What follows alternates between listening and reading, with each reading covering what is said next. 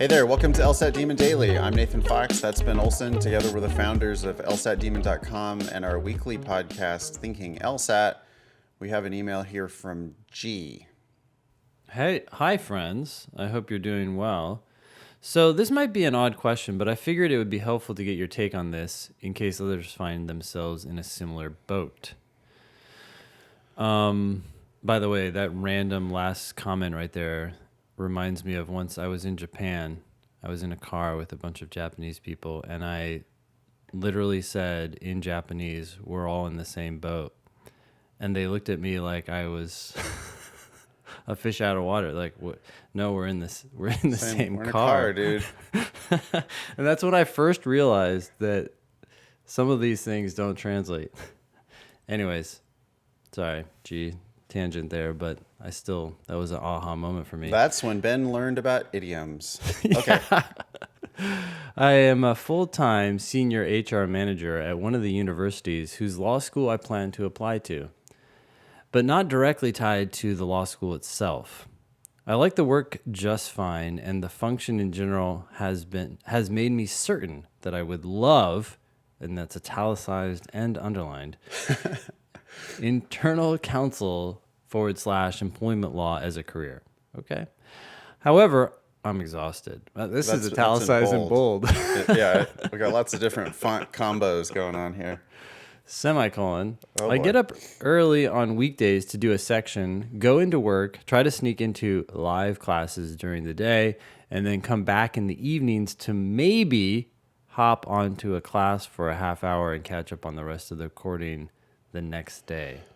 So talking about our Demon live classes and watching half of the class, participating in half of the live class and then watching the rest of it recorded because we post all the classes. Okay, got it. I'm noticing my studies start to simmer out, and some days I just flat out crash and burn. While I'm doing much better overall, I've been struggling to get a test in on the weekends for well over a month.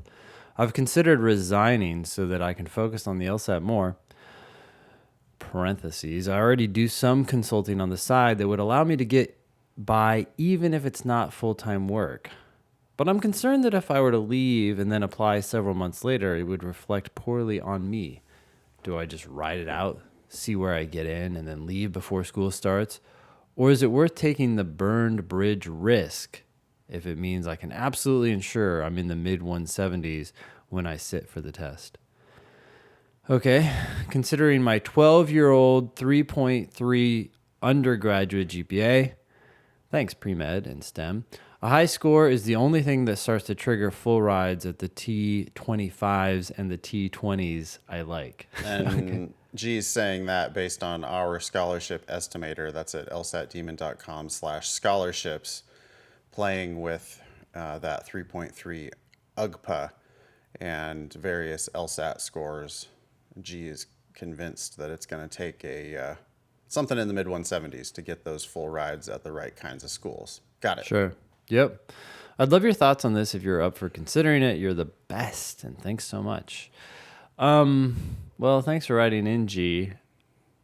I get the feeling that you're putting too much stock into your work and you're leaving. I mean, the most important thing is your LSAT score. I'm not saying that you need to leave your job to get a high LSAT score, but I guess I wouldn't. If your concern is how it looks when you apply to this school, I don't know. People quit their job and they go do other things. The thing that's going to reflect poorly on you is a poor LSAT score. For sure. I mean, there's no question there, right? Yeah, like that's a certainty. They're barely even going to look at you. You know, these schools, the ones that you're talking about. Yeah. I'm imagining that, with a 165, they're not even going to really take a serious look at you. Yeah. Like, well, you're below my median LSAT, and you're definitely below my median GPA, and next. But if you apply with a 175, then they're going to be like, oh, shit, okay. Splitter, this person's above my 50th percentile, above my median LSAT, and Yeah. Okay, so the old GPA, and then, maybe they dig into it a little further and they go, oh, wait, but that was pre-med and it was STEM and it was 12 years ago. And 175. Look at that. So, yeah, you're like looking at these minutia, but there's just the one big obvious thing. Like, I mean, so that's my overarching advice: is do whatever you have to do to make sure that the LSAT's right. Now, is that leaving the job? That's what I'm wondering. I mean, it sounds like you're trying to squeeze in too much in your day. Can you leave a little bit earlier? Can you be a little bit more effective at work so that you can leave earlier or just kind of put your foot down and leave? Maybe you're doing too Yeah. much LSAT studying. Like it feels like you're Well, doing a class during the day and then you're trying to do another class at night. yeah. G said a section on weekdays, Yep. and then classes during the day, class in the evening, and then recorded class the next. Yeah, I mean, okay. So let's cut some stuff out here. G says, I've been struggling to get a test in on the weekends for well over a month. I think that means a full length timed test. Yep. G, I don't care. Don't worry about that. You're already doing timed sections. It sounds like most weekdays. Getting up Probably early. too many. Why don't you Well, do yeah, but let's deal with that in a second, because I mean, I'm presuming that if you're doing a section every morning before work, Yep. then you don't need to do a full test on a weekend ever. Like you're already good. Like if let's say you're doing it Monday through Friday, a timed section before work, Yeah, you're that doing takes some discipline. 1.5 tests at least a week. Exactly. You're already, I mean, and so, add up your scores from those tests or those sections, and that's plenty for diagnostic purposes. It's plenty for real practice purposes. 5 sections a week is that's plenty. I mean, and even if that was only 4 or 3, I would still say it's probably plenty. 3 might be the minimum. 1 section of games, 1 section of LR, 1 section of reading comp every week, timed. But Yeah. whether you do them back to back to back or whether you spread them out across 3 different days, I don't care at all. So you're fine on that. I would also add, while we're talking about that, if you do 3 sections from the same test, you can merge them in the daemon and it will make it into a full length test. Yeah, It'll and tell give you your score. 120 to 180 score. Okay, so we can cut out a little bit of that, and you can stop worrying about this, stress of I haven't been able to do a full test on the weekends. Yeah, okay, who cares? Yeah, classes. Why are you sneaking into live classes during the day and doing classes in the evening and watching half of a recorded class the next day? That sounds like maybe you're doing too much of the live classes, and you know, maybe pick and choose a little bit more judiciously what you're going to do. 100%. I mean, I think what G is doing here, which is super common, is confusing the process with the end result, and somehow checking these boxes off every day, like, oh, I did a section in the morning, oh, I did a live class during the day, oh, I did half of a class at night. Yeah. You're feeling like accomplished or that you're making progress because you're doing those things, where Yeah. in reality the most consistent and easiest way to make progress is to do one question and Yeah. make sure you understand And it.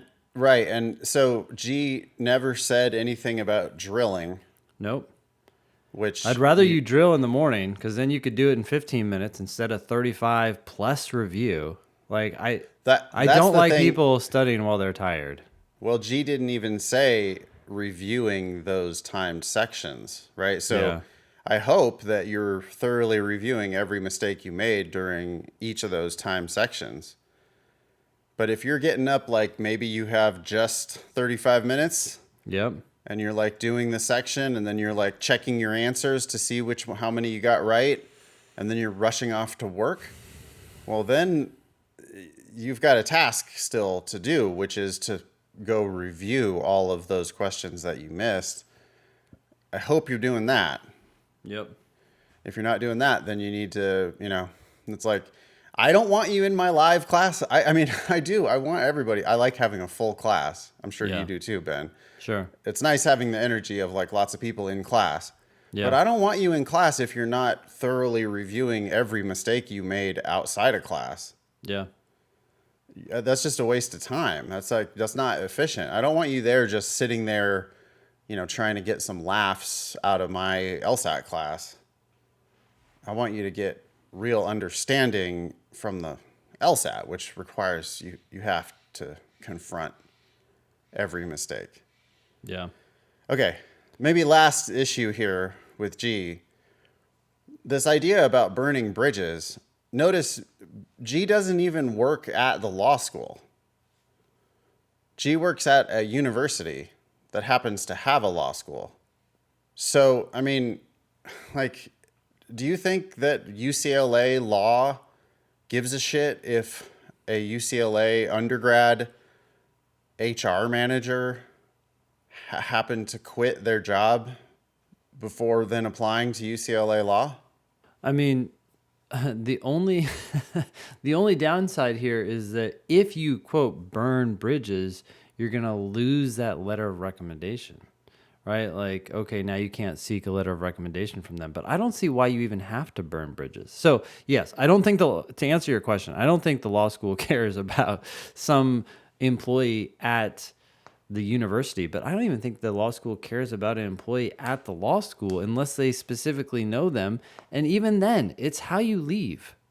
Give them Yeah. your 2 weeks notice. Say, hey, look, I got stuff I got to do. I really have enjoyed this work, but I've got to go on to something else. This happens all the time in the economy. And you move on. If you just like leave in a rude or quick or unprofessional way, you don't help the next person coming in or whatever, then yeah, I think you've burned a bridge. But I don't see why you need to burn a bridge just to quit. Yeah, right. Leaving jobs is not burning bridges. You're an HR manager. You know that there are some people who tell everybody to fuck off on their way out the door. Okay, that's burning bridges. But you're not going to do that. You would leave in a professional manner. You're allowed Yeah. to leave. I don't know. And I mean, as a manager, Ben, I think you can probably attest to this. Like, there's a tendency you're going to respect people more who draw boundaries around what they're willing to do for you anyway. So that's like, what about a middle ground here of, can you cut back your hours? Can you go in there and ask them? Can you go in there and just tell them you're studying for the law school admission test and you need more time in your life and you love your job and you're good at your job and you want to keep doing it, but you don't have 60 hours a week to give them anymore, or you don't even have 40 hours a week to give them anymore. Yeah. I mean, and the good point there is if they say no, then it's like you're leaving regretfully. It's almost partly their fault. Yeah, it's like you got out the fire hose and sprayed down the bridge before you walked across it. It's like, oh, I'm not burning this. I want to save the bridge at all costs, but I have to do this thing. And is there any way we could work something out? Yeah. And then if you have to leave, you have to leave. But I don't know. I just I have specific information about someone who applied to a law school that they actually worked at, got waitlisted, kept studying for the LSAT, came back with like 7 more LSAT points. Maybe it was a little more than that. But they just got in this cycle. That's somebody who works at the school. Yeah. And is well regarded at the school. But their connection at the school didn't do shit for them when they didn't have the right LSAT. No, the law school is facing enormous pressure to maintain their LSAT and GPA ranges. Deans Yeah. are fired when Yeah. those numbers drop too significantly. Well, and this was an applicant at, it's a top 3 school. Mm-hmm. So it's like they're not even really under that much of that kind of pressure necessarily. Maybe they are, but I mean, on some know. level, they have to maintain it with 7 points. That might, yeah, who knows? yeah. And it was just like, well, okay, but with a 170, you're not really, it's not impressive to us. And then with a high 170s, oh, okay. Well, there's the two pressures, right? One, there's the selfish one, like we got to maintain our scores for our own backing. But as we always talk about, there's also this, maybe, I don't know if it's benevolent or what, but they're concerned about your ability to succeed at the law school. And when you have that lower LSAT score, they're less confident in that ability. So they might be inviting you to fail, and they don't want to do that. Yeah. Oh, yeah. There's good reasons and bad reasons why they care so much about the LSAT. Yeah. I mean, there's better and worse reasons, I guess I should say. Yeah. But yeah, they want to know if you can cut it, and they want to know what you're going to do to their public profile. And the high LSAT tells them both of those things. Yep. So yeah, I think, gee, if you have to leave this job, you have to leave this job. But seems like there's some other alternatives too for getting more efficient or maybe cutting back.